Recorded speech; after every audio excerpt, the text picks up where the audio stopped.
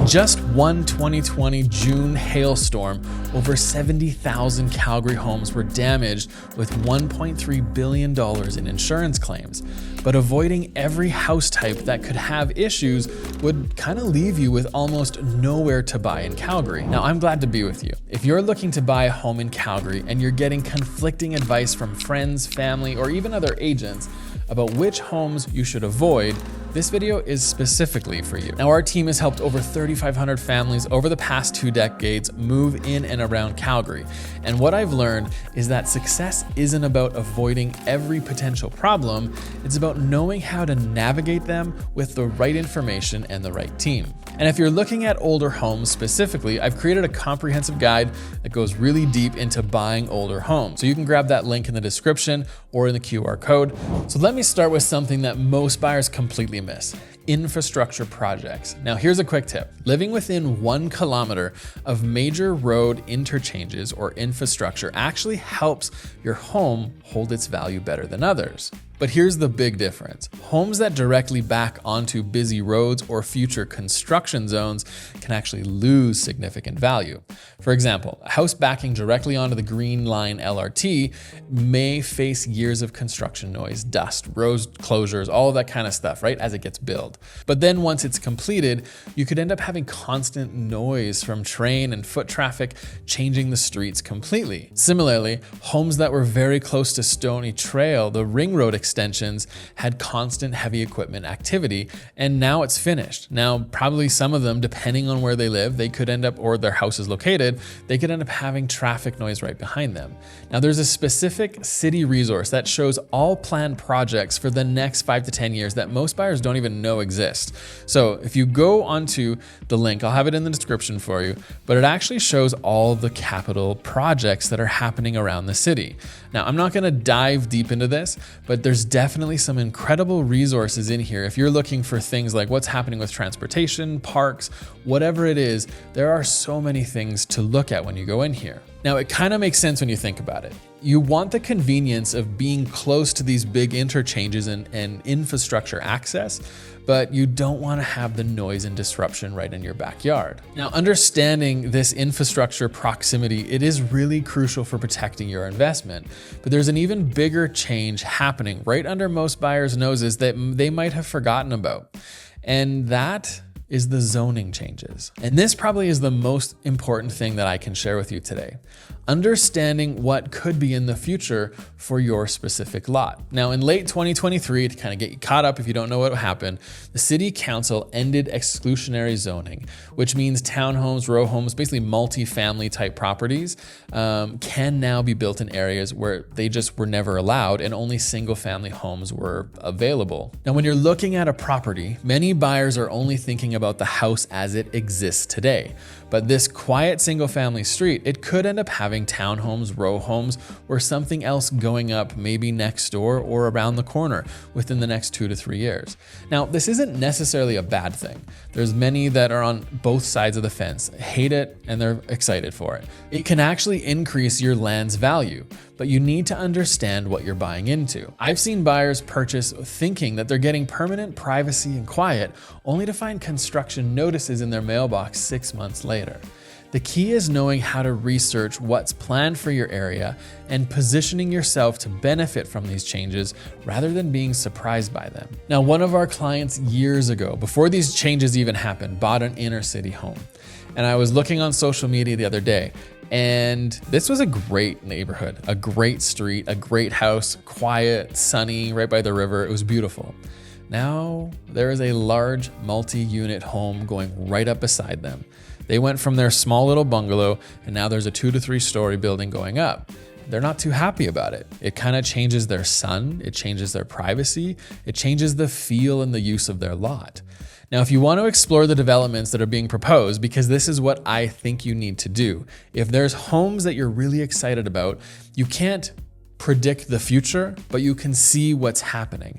And so here's another map from the city of Calgary, and you can go right in. I'm just gonna go somewhere in here. Let's go down like right in here. So this is kind of in Inglewood. And so you can actually see all the development permits that are with the city right now, their stages and what they're asking. Like this corner lot, I have no idea what this is. A new single detached dwelling, okay? So that's what's out for the city right there. Here's a single detached dwelling. They want a residential building with a garage. Here is probably a semi-detached. Oh, they want to convert their attic to a 3rd floor with a rear cantilever. So you can go in and see like the home that you have for sale, what is happening on the street right there, what is happening right around it. You're able to understand exactly what is going on your street before you actually purchase. Now, again, you can't predict the future, you can't control your neighbors, but you can see what is happening right now. Now, let's talk about the house itself. There are 3 pretty big hidden issues that can cost you thousands, and most buyers focus on price and appearance instead of some of the long-term protection that they need. So first is hail resistance. Now remember that $1.3 billion storm that I mentioned? Most of the damage was to the vinyl siding and the cheap shingles, while homes with fiber cement, brick siding, impact rated shingles, all of that like higher density quality stuff, they came through virtually unscathed. Now this is critical, because in Calgary, we're located in a hailstorm alley where severe hail is a regular threat during certain months of the year. Now, the simple solution, ask for a detailed inspection of the exterior materials and factor in the hail resistance into your decisions. Even ask the owners or neighbors, like how often have they had big hail here, or insurance claims. You wanna potentially kind of say, like look at areas that won't be affected as much as others, ideally. However, maybe your price, your location you need to buy in, where it's close to family, friends, work, whatever it is in one of these zones that has more hail more regularly, then looking at investing into some of this might be something you want to consider. Now, more than anything, I want you to know what to expect when you're buying, as you can't avoid all of these types of homes completely on this list. Like I said, what are you gonna buy? Because everything is gonna have something at some point. Now, the second internal thing in a home is poly-B plumbing. Many homes from the 70s, 80s have these gray flexible pipes that were later discontinued because they can crack and leak. Now, some insurance companies will actually refuse coverage entirely until you replace all the plumbing. Now, the simple solution, call your insurance company before you confirm buying a property and make sure that you have coverage. Another thought is you can always get a quote for repiping the property. This is something you can do during your conditional stage 2. And you can also ask the agent on our team that you're working with for some further ideas and insurance companies to contact, because there are insurance companies out there who will insure homes with poly-B. So if we are working with you, we'd love to advise you on that, but there are a few that we've come across that are more open to it than others. And the third hidden thing that I want to talk about is radon. Now, 1 in 6 Calgary homes test above safe radon levels due to Southern Alberta's uranium-rich soil and bedrock, which continuously releases radon gases. Now, I haven't heard much about this, and most people don't talk about it, but it is a thing that is out there. Coupled with the soil is Calgary's long winters when homes are locked up tight. This leads to unusually high indoor radon levels. It is invisible and odorless, but it's the second leading cause of lung cancer. So the simple solution, get a radon test done. And again, this might be not something you do when you are actually conditional with the home, because it affects a lot of properties in Calgary. If you're concerned about this, just do one once you're in the property, because some of the radon tests can actually take a couple days to do, from what I understand, but there are multiple companies in Calgary that can do this. It's good to know what the rating is for your home. Now, if radon is showing up in the test, there are some measures you can take to protect your family, but it's best to consult the radon experts for more information. Just Google radon Calgary and you'll have a handful of options. So when you're buying an older home and you're not buying in the brand new areas, there are a lot of hidden issues that come up. And inside our guide, we talk a lot about all of those things. So go in the description, grab that guide, and let's continue on, because we definitely have a few more that are really, really important, starting with flood zones. So beyond just avoiding areas near the river, you need to understand Calgary's specific flood history. Now, the 2013 flood caused $1.7 billion in damages citywide. and neighborhoods like Elbow Park were completely submerged. But it wasn't just riverfront properties that were affected. So there are some homes in designated floodplains near the Bow and Elbow rivers now carrying higher insurance costs and lower resale appeal. But the flooding also hit areas people didn't expect, which is the reason you need to look beyond just proximity to water. So there is a flood awareness map that is now, it used to be just the city of Calgary, but you can go to floods.alberta.ca and you can see in here the actual, let me look here. Let's go likelihood. So you can see on the map here, when you go in, let's go right into Calgary. Open water ice jam. Well, you can look for open waters and ice jams. Look at that. But when you go in here, you can actually see the likelihood of future flooding. And so neighborhoods right down in here, so percent of a chance of flooding in the next 30 years. So this is all kind of like the Princess Island Park is right in here. You can see, I want to get a little closer. Whoops. So you can see this is like Hillhurst.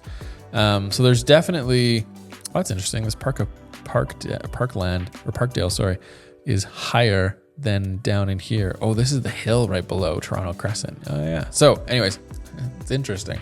So you can see different areas. And again, you can see 100% likelihood in this blue because that's the river. And then all of these areas around, they've definitely done a ton of work around the city to make this better. But when you're looking at homes, if you are looking at homes, again, let's look down in here and see what this says. Like this is kind of Inglewood, some of these areas, Bridgeland. There you go. So you can see there's more blues right in here, kind of in some of these parts of Bridgeland. The yellow kind of goes up into Bridgeland. So again, use this map. If you're looking in areas where there could be flooding, this map could be really, really helpful in understanding where it is. Again, I'll have that link in the description too. Now, speaking of water, it's not just like areas near rivers that are really important. You also kind of want to look at the lot that you're buying a property on. So look for signs like past basement waterproofing, sump pumps, maybe in areas or you usually don't see sump pumps, like in low-lying areas. Like if you're higher up and there's a sump pump, like that's a reason to question, right? Ask the agent you're working with or on our team, maybe foundation repairs. Like these tell you a story of how water moves. And on that specific lot during heavy rain or snow melt, what is the water on that lot doing? Because regardless of how close you are to the rivers, water is gonna be present in homes, and water and wood, homes, basements, they don't mix well. Now, finally, I don't have a map for this one, and you gotta be cautious of oversupply situations. Do not buy homes in oversupply situations, like the drastic ones, I mean. So we are seeing this in two main areas right now. Downtown condos that are just sitting empty, and we're also seeing it in certain new suburban developments where there's upwards of 20 plus months, 2 years of inventory sitting unsold in some of these neighborhoods. And this all kind of happened after the big surge of properties, people buying, never planning on living them over the last 2 or 3 years. When there are dozens of similar units for sale or rent in the same area, your property becomes harder to sell and rent in the future, and appreciation slows down significantly. So what you want to do is you want to be in areas with balanced supply and demand, not where you're competing with 50 other identical properties or you're competing with 50 other buyers. You want to find areas that have good balance, and that is how we can help you, as that's something we really focus on when we're looking at properties for our clients. Now, the goal isn't to find the perfect house with zero risks. It's to find the right house where you can understand and can manage the risks with confidence. So grab the Buying an Older Home Guide, and we'll see you in this video up here.